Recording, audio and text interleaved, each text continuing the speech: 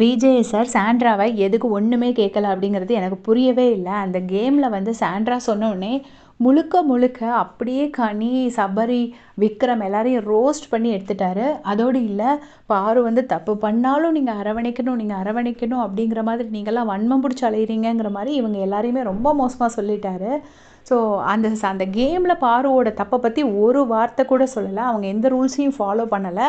And also கனி ஒரு ஜட்ஜுனா சாண்ட்ராவும் ஒரு judge. சாண்ட்ராவையும் அவர் கேட்டிருக்கணும் equally. அதை அவர் கேட்கல.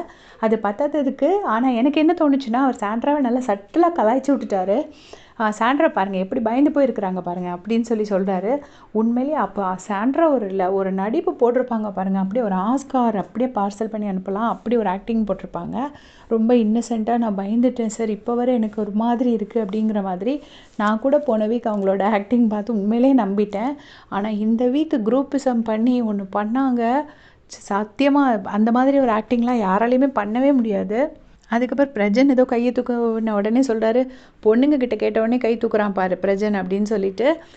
பிரஜன் வந்துட்டு எப்போவுமே பொண்ணுங்களுக்கு தான் சப்போர்ட் பண்ணுவாருன்னு சொல்லிட்டு கேம் விளையாட வந்துட்டு அந்த ஆள் பொண்டாட்டிக்கே சப்போர்ட் பண்ணிகிட்ருக்காருன்னு சொல்கிறாரு. அதை வந்து பிரஜன் ஏதோ ஒரு கிரெடிட் கொடுத்த மாதிரி அதை ரொம்ப ஹாப்பியாக வர வாங்கிக்கிட்டாரு.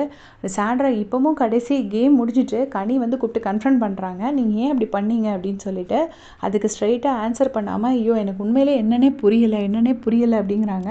கனி கேட்குறாங்க, நீங்களும் தானே இருந்தீங்க, அப்போ நான் மட்டும் தான் தப்பு பண்ணேங்கிற மாதிரி என்னை ஏன் அக்யூஸ் பண்ணீங்க, இங்கே சொன்னதை அங்கேயே ஸ்ட்ராங்காக சொல்லியிருக்கலாமேன்னு ரொம்ப லாஜிக்கலான ஒரு கொஸ்டின் கேட்குறாங்க. அதுக்கு சாண்ட்ரா கிட்ட ஆன்சர் இல்லை. அதனால் அவங்க எனக்கு ஒன்றுமே புரியலை அப்படின்னு சொல்லிட்டு அந்த இடத்த விட்டுட்டு அப்படியே போகிறாங்க. பட் விஜேஸ் மேலே எனக்கு இன்னுமே நம்பிக்கை இருக்குது. நாளைக்கு ஏதாவது கேட்பாரு அப்படின்னு நான் நினைக்கிறேன். உங்களுடைய கமெண்ட்ஸை சொல்லுங்கள். தேங்க்ஸ் ஃபார் வாட்சிங்.